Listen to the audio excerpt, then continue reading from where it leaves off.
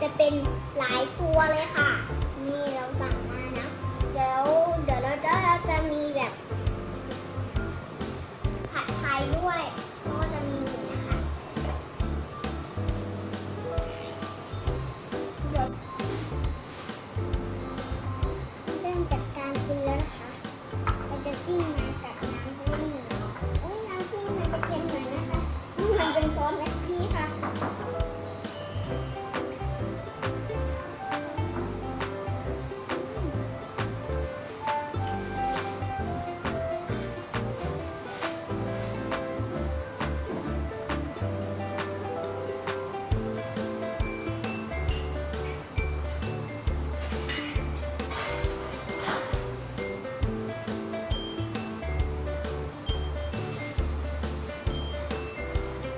นี่ค่ะต้องเริ่มจากการกินนะคะ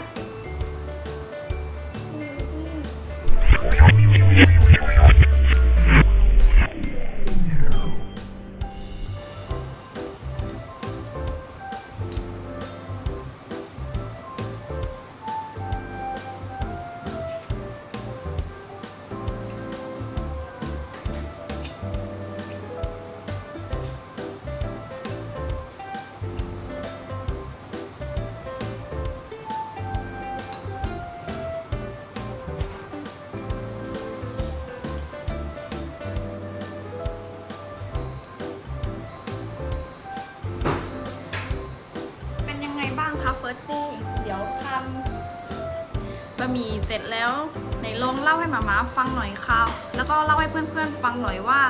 กุ้งอร่อยหรือเปล่าเนื้อแน่นเนื้อเด้งเนื้อหวานหรือยังไงบ้างคะ เนื้อเด้งเนื้อหวานค่ะ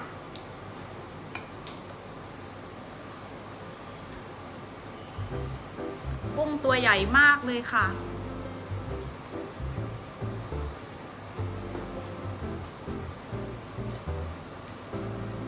ใหญ่กว่ามือเฟิร์สตี้อีกใช่ไหมลูกใหญ่กว่ามือเฟิร์สตี้อีก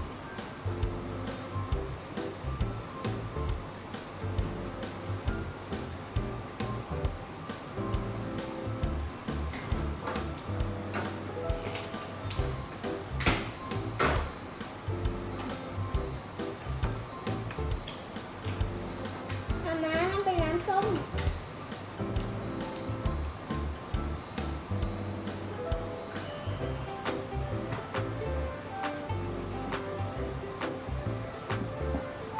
วันนี้เฟิร์สตี้จะกินกุ้งคนเดียวหมดเลยไหมคะ หรือว่าจะแบ่งปันให้หมาด้วยคะ แบ่งปันให้มาม่าด้วยค่ะ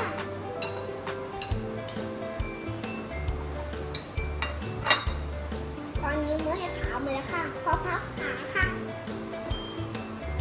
นี่นะคะเป็นอันใหม่เลยนะคะ มาขอชิม นี่ค่ะลอง ตะเกียบนะคะ ไว้สำหรับหัดคีบนะคะ เพราะว่าเด็กตัวเล็กๆจะยังไม่ถนัดการใช้ตะเกียบแบบของผู้ใหญ่ค่ะ อันนี้ก็เลยสั่งมาให้เฟิร์สตี้มันสามารถแบบใช้นิ้วค่ะ ใส่เข้าไป มันจะมีช่องใส่อยู่ค่ะสำหรับเด็กทำให้เด็กทานง่ายขึ้น แล้วก็เป็นการฝึกการทานตะเกียบไปในตัวด้วยนะคะจำไม่ได้แล้วค่ะว่าสั่งมาตอนนั้นจากชื่อร้านอะไรค่ะแต่ว่าสั่งใน Shopee นะคะอันนึงก็ประมาณ100 กว่าบาทค่ะ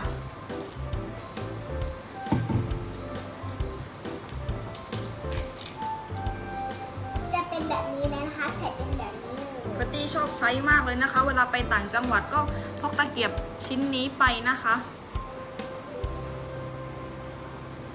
เห็นไหมคะทุกคนกุ้งตัวใหญ่มากจริงๆค่ะทุกคนลองเทียบกับตัวดิ ลองเทียบกับมือเฟิร์สตี้นะคะ ตัวใหญ่นะคะโอเคค่ะเฟิร์สตี้นั่งลงหน่อยค่ะ อันนี้เป็นน้ำส้มนะคะแต่ว่ามันจะมีเปลือกคือข้างในค่ะมันดูดยากค่ะ เฟิร์สตี้ชอบทานกุ้งทานหอยนะคะหอยแครงหอยแมลงภู่เฟิร์สตี้ชอบทานมากเลยค่ะแล้วก็กุ้งเฟิร์สตี้ก็ชอบทานตั้งแต่เด็กแล้วนะคะ แล้วก็ปูด้วยค่ะ ผักเฟิร์สตี้ก็ชอบทานใช่ไหมคะ ผักมันต้องเ แต่ว่าเฟอร์ตี้จะเลือกหน่อยนึง เพราะว่าบางผักเฟอร์ตี้ก็ไม่ชอบบางผักเขาก็ชอบ แต่ส่วนมากถ้าไปที่โรงเรียนเขาก็จะทานผักเยอะอยู่อะค่ะ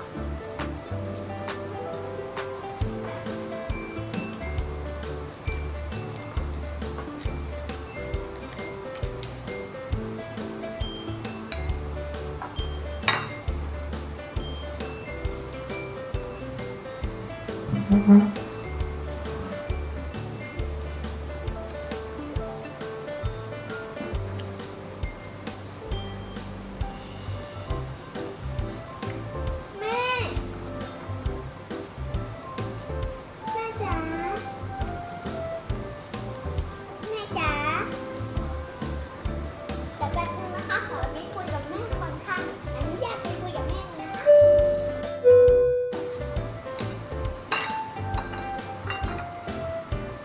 นี่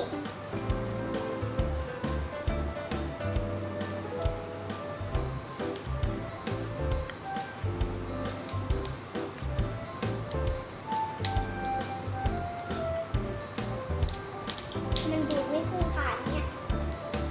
มาอนุญาตออกก่อนนะ เสร็จแล้วค่ะดูดยากค่ะก็เลย มันจะเลอะๆหน่อยนะคะ เสื้อแต่ว่าอันเนี้ยเป็นเสื้อชุดนักเรียนเราไม่ใช่ของชุดนักเรียนจริงๆนะซื้อมาทำเป็นเล่นค่ะ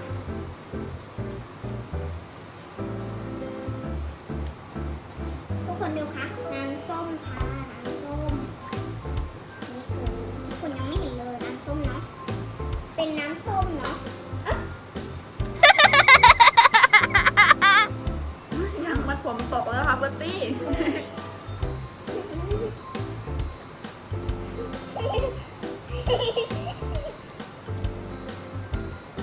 ทุกคนยังไม่รู้เลยทุกคนทำผมยังไม่เป็นใช่ไหมคะ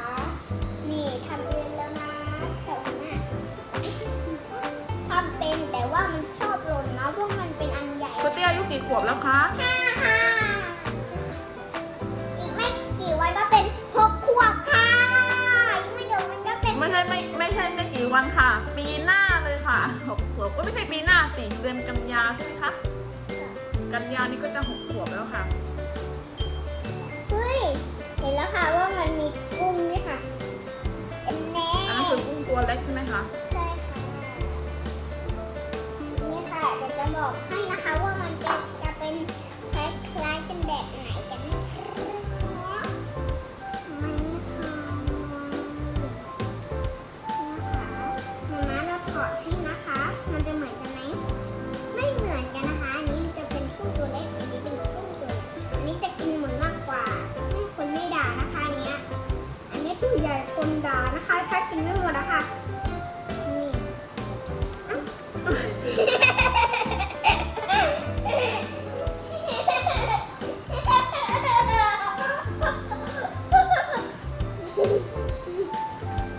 ไม่เป็นไรค่ะเดี๋ยวยกมากินดีกว่า